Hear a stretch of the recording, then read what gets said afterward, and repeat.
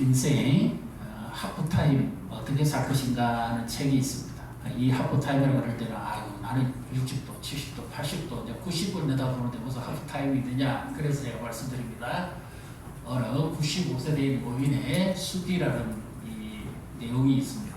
이분이요 65세까지는 의사가 참 성실하게 아주 부지런하게 살았습니다. 그런데 그 이후에 30년을 너무 낭비하고 살았던 것을 후회합니다. 그래서 그가 정신을 차리고 95세에 이런 결단을 합니다. 나는 앞으로 남아있는 10년 뒤를 후회하지 않기 위해서 지금 나는 의학 공부를 다시 한다. 이 자리에 95세 이상 되신 분 계세요? 내 인생의 하프타임 뭐로 준비해야 될까요? 여러분에게 부족한 것이 무엇입니까? 우리가 채워야 될 것이 무엇입니까? 건강도 지혜도 총명도 있어야 되겠고 기력도 있어야 되겠고 기반도 있어야 되겠고 모든 것이 다 있어야 됩니다. 그 가운데서 하나님의 은혜가 우리에게 넘쳐야 될 줄 믿으시기를 바랍니다. 인생은 참 먼 길입니다.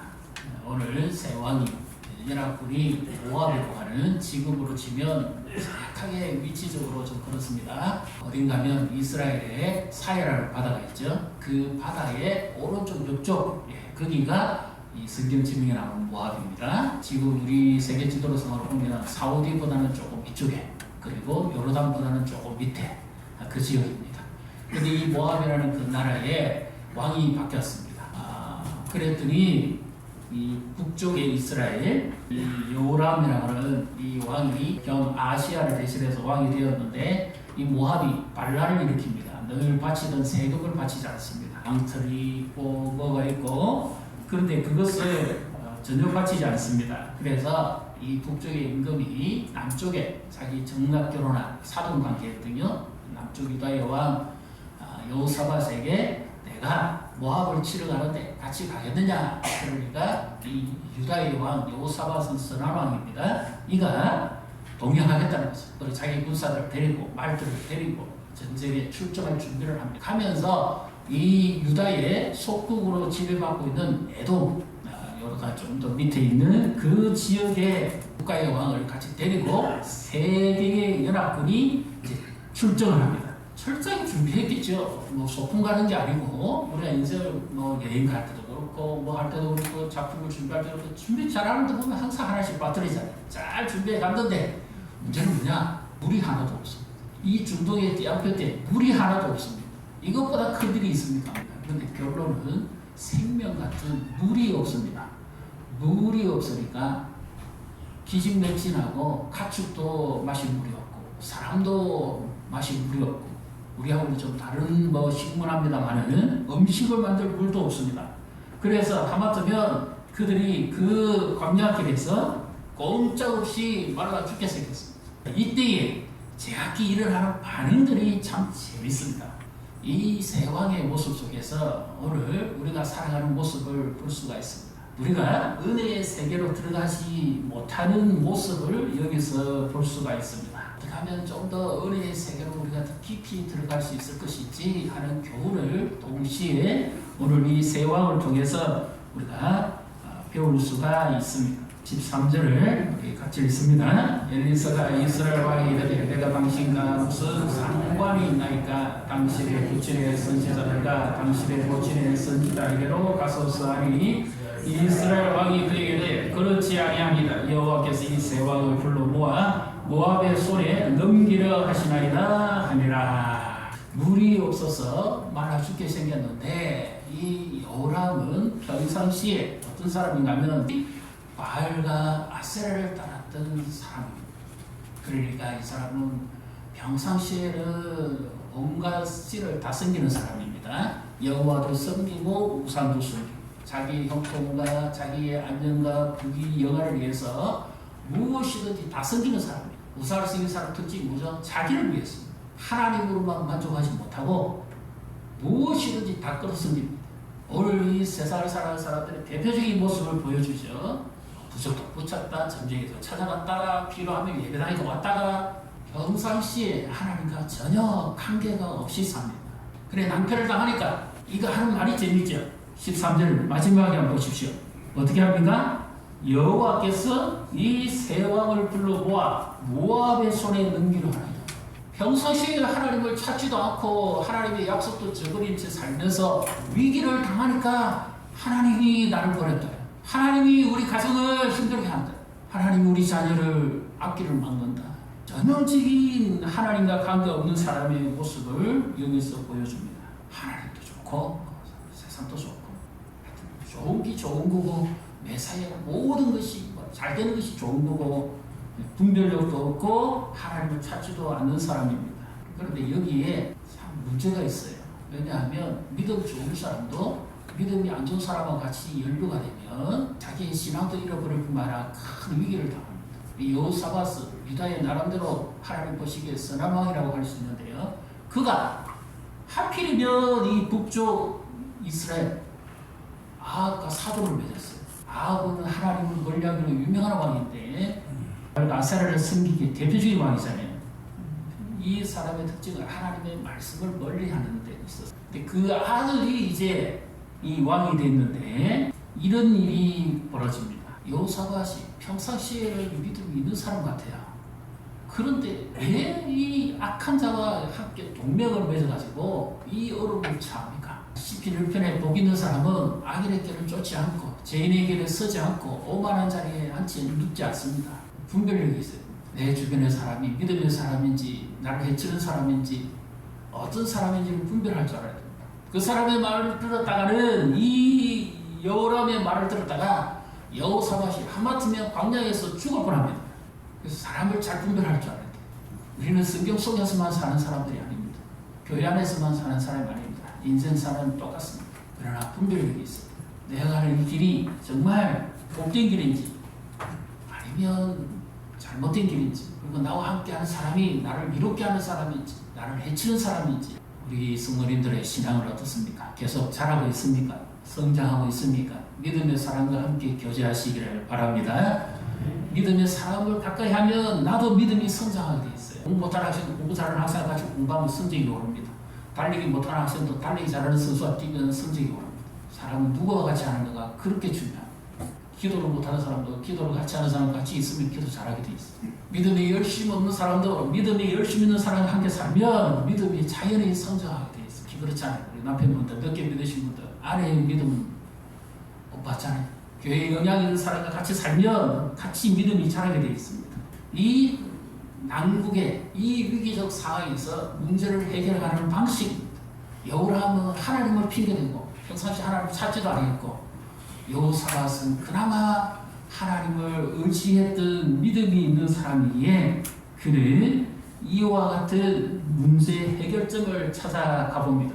우리 같이 11절, 12절 같이 읽습니다. 여호사밧이 이르되 우리가 여호와께 부를 만한 여호와의 선지자가 여기 없느냐 하는지라 이스라엘 왕 신하들 중에 한 사람이 대답하여 이르되 전에 엘리야의 손에 물을 붓던 사밧의 아들 엘리사가 여기 있나이다 하니 여호사밧이 이르되 여호와의 말씀이 그에게 있도다 하는지라 이에 이스라엘 왕과 여호사밧과 에돔 왕이 그에게로 내려가리라. 아멘.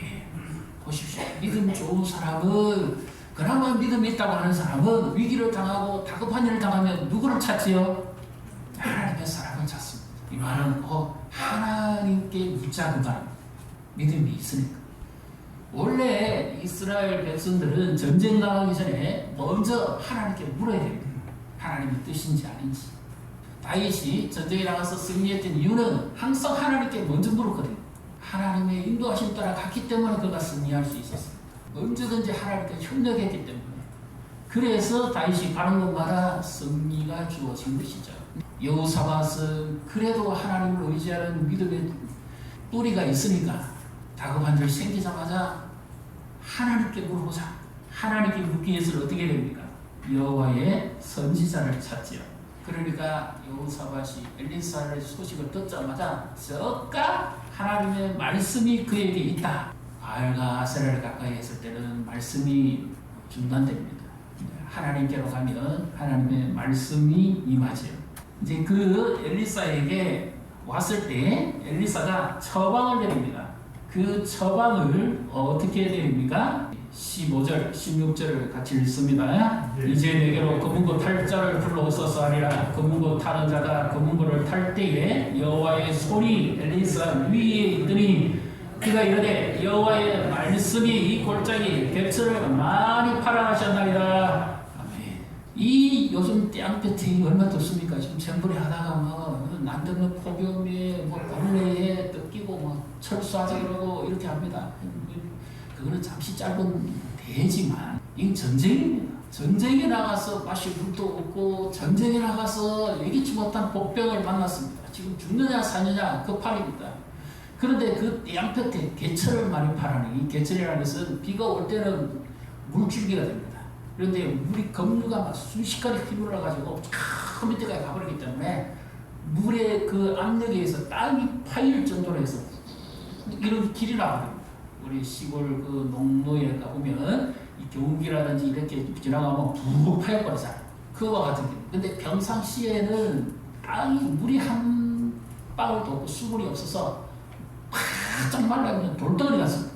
평평한 길도 아니에요. 개천의 골짜기에 이 땅을 파르면서 그러면 이건 상식적으로 이해가 안 됩니다. 왜냐? 엘리사가 하나님께 영감을 받았어. 저런 말씀이라면 물줄기가 없었는데 물줄기가 여기 있으니까 파라 그랬으면 그것은 맞습니다. 근데 지금 물이 없어요. 완전히 물 한 방울 없는 땅입니다. 그러면 이건 보통 사람 혹사시키는 게 아니에요.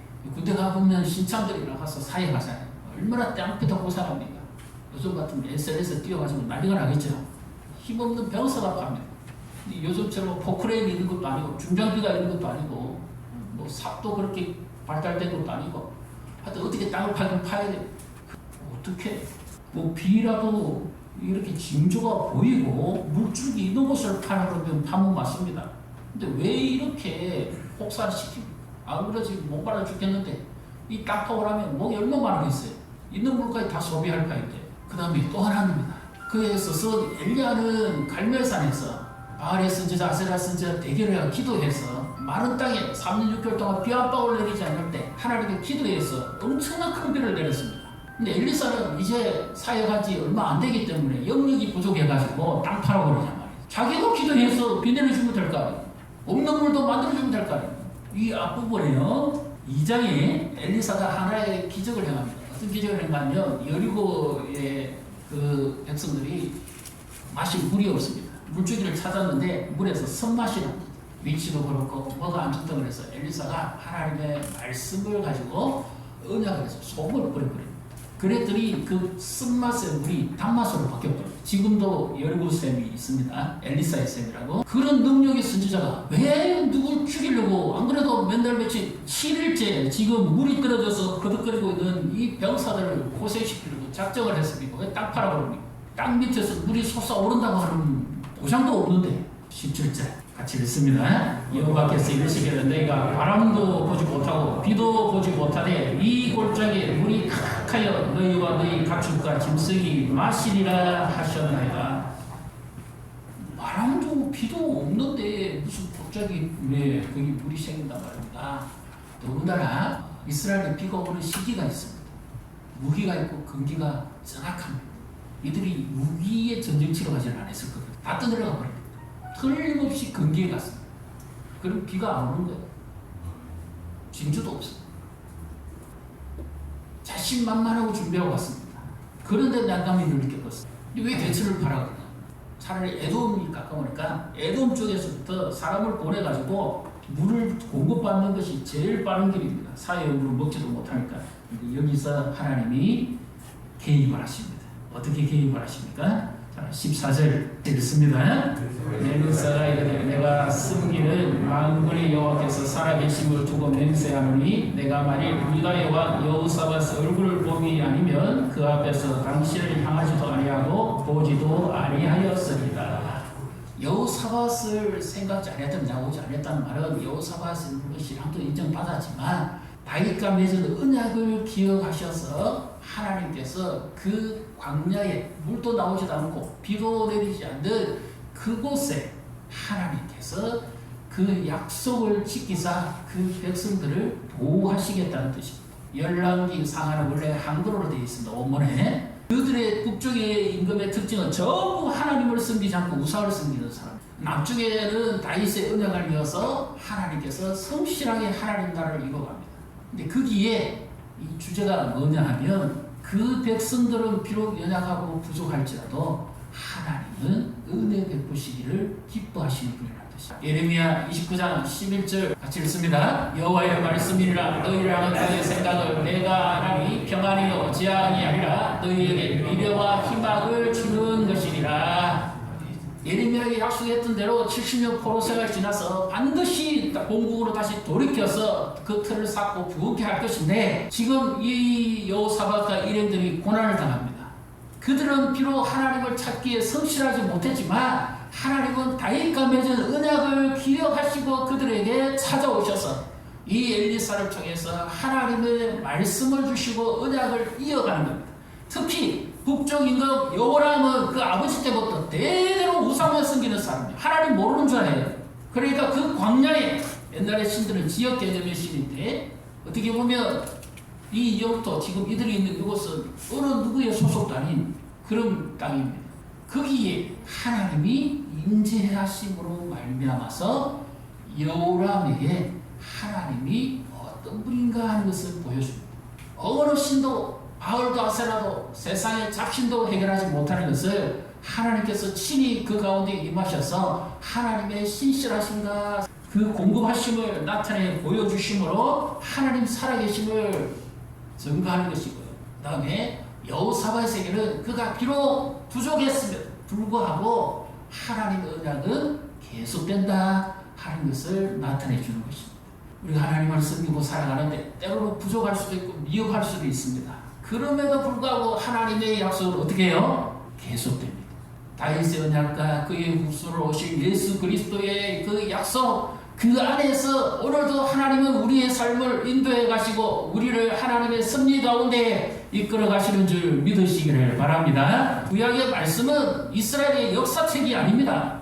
오늘 나와 함께 하시는 하나님이 어떻게 일하시는가 하는 것을 생생하게 보여주는 말씀이에요.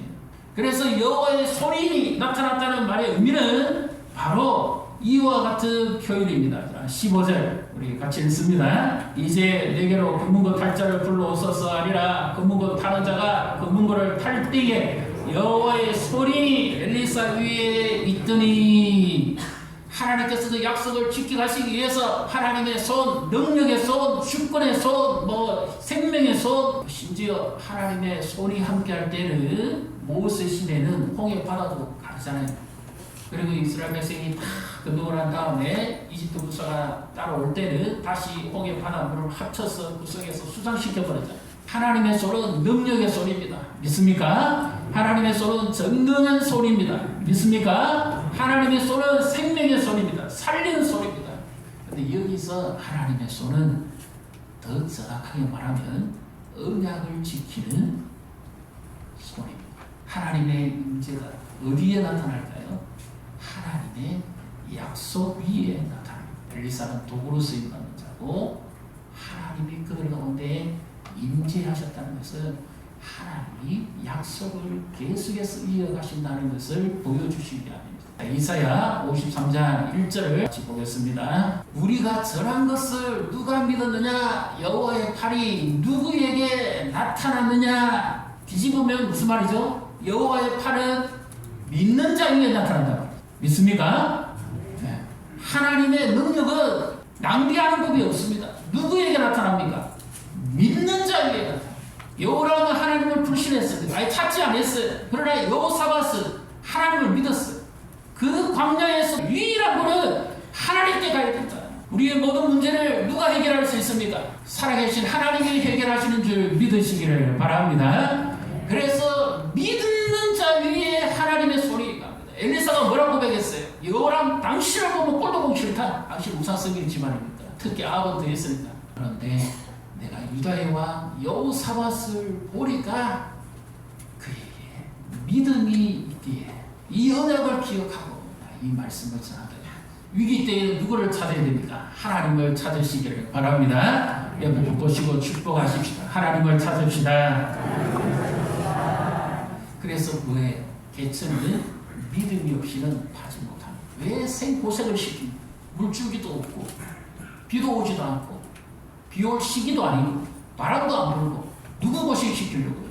그래서 개천은 하나님의 약속 위에 믿음의 개천을 봐야 돼요. 우리가 후반기를 준비하는데요. 믿음으로 큰 그림을 그리셔야 돼요. 하나님이 기다리려고 하실 때는 기다려야 될 이유가 있습니다. 하나님보다 결코 앞서갈 수 없습니다. 조급한 것은 내 감정이고 상황입니다. 하나님은 일하실 때 되면 정확하게 일하십니다. 이 보십시오. 이 세 왕들이 자기의 욕망을 채우기 위해서 마음이 급해서 갔잖아요. 하나님이 일하실 때 되면 정확하게 일하십니다. 기다리는 것도 믿음입니다. 그런데 하나님께서 그 홍해 바다의 백성들에게 왜 잠잠히 서 있느냐, 이제 빨리 건너가라고 하시잖아요. 멈출 때는 멈추게 하시지만 가라고 할 때는 행진하라고 하시고, 그 길을 쉽게 가겠습니까? 믿음이 없다면 어떻게 가겠습니까? 홍해 헤엄쳐서 가겠습니까? 그래서 히브리서 11장에 뭐라고 합니까? 그들은 믿음으로 홍해를 건넜다 그러죠. 하나님 기다리고 할 때는 기다리는 게 믿음이고, 하나님이 움직이려 할 때는 움직이는 게 믿음. 개천을 파야 돼. 믿음의 개천을 파야 돼. 내 심령의 개천을 파야 돼. 은혜를 받기 위해서 내 심령의 개천을 파야 돼. 10절 우리 같이 읽습니다. 아침이 되어 소재 들을 때에 물이 에돔 쪽에서부터 흘러와 그 땅에 가득하였더라. 물 한 방울 날 기미도 안 보였는데 물이 소재 들을 때쯤 되니까 가득 찼습니다. 그러니까 물이 막 쭉 하고 흘러 넘쳐버렸죠. 그런데 만약에 믿지 아니하고 개천을 파지 않았다면 어떤 일이 벌어지겠습니까? 다 흘러내려가 버리고 하나도 보이는 게 없어요. 그래서 이 2023년 올 후반기를 사시는데 믿음의 개천을 파시고, 언제야? 이 소재 드릴 때잖아요. 하나님을 찾고 예배하는 삶의 우선순위의 개천을 파. 아무리 다른 게 바빠도 하나님 먼저 찾고 하나님 앞에 먼저 예배하는 하나님의 임재를 사모하는 자가 되시기를 축복합니다. 하나님의 은혜가 어디서부터 임합니까? 예배하는 시간인데 이것보다 더 급한 거 없어요. 하나님이 은혜를 주시지 않는데 어디서 무엇을 건지겠습니까? 다 준비한 것 같고 내 계획이 완전한 것 같고 다 계획이 세워진 것 같지만 하나님이 은혜 주시지 않으면 물이 다 말아 죽어갑니다.